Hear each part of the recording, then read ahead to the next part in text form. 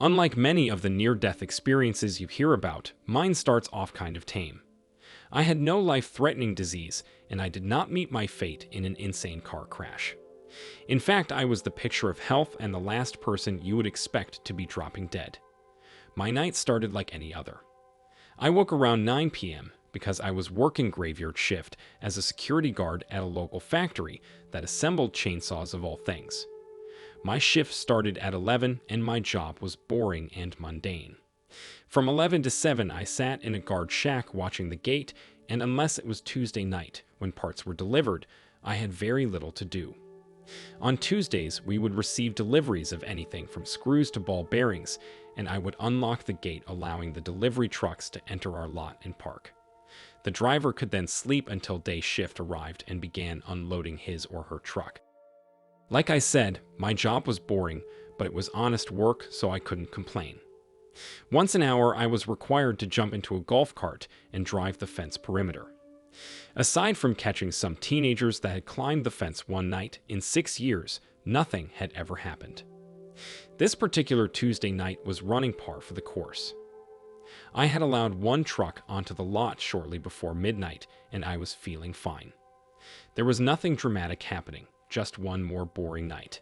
I was sitting on my stool inside the guard shack 1 second, and the next I was floating above my body, which was now laying lifeless in the floor the next.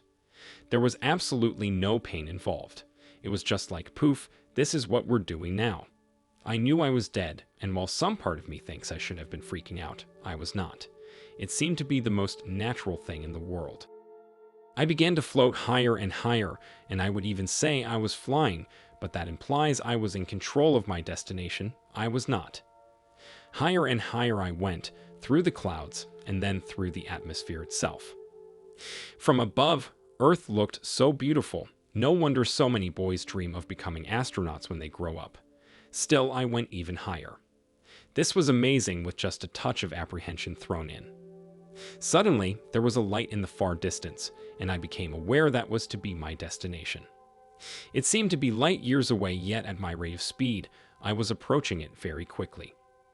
Upon reaching the light, which was brighter than any I had ever seen before yet soft enough that you could look directly at it without burning your eyes, a feeling of pure love encompassed me as if in a big hug. It was warm, loving, and pure bliss. I could stay here forever, I thought. I'm not sure how to describe the next part, so please bear with me. I suddenly knew things, and when I say things I mean I knew everything. I could see the complete construct of the universe itself, and I actually understood it. How I received this knowledge, I do not know. It was just suddenly in my mind, as if I had merged with the greatest database in existence, Google on steroids. If I wanted to know anything, I could simply think of what I wanted to know, and the answer was there. I know everyone that has not experienced this states they would have asked this or that. I promise when you are in the moment, you find yourself too overwhelmed to remember to ask the really important questions, or I did anyway. I have also heard of other near-death experiencers that say they spoke with the light. I did not. I just knew I had to return to my earthly body and that I was not going to be allowed to stay. I also knew that when it is my time, I will be returning to the light. I left as quickly as I had arrived, and in pretty much reverse with one slight difference. Back in my body, I was no longer in the guard shack. Instead, I found myself in the ambulance, having just received a jolt of electricity to my chest from the paramedics. I spent 3 days in the hospital, having every test the doctors could think of performed, only to be told they could find nothing wrong with me. Even stranger was when I asked who had called the ambulance for me so that I could thank them. Nobody knew. The only other person on the company property was the delivery truck driver, who was asleep in his truck.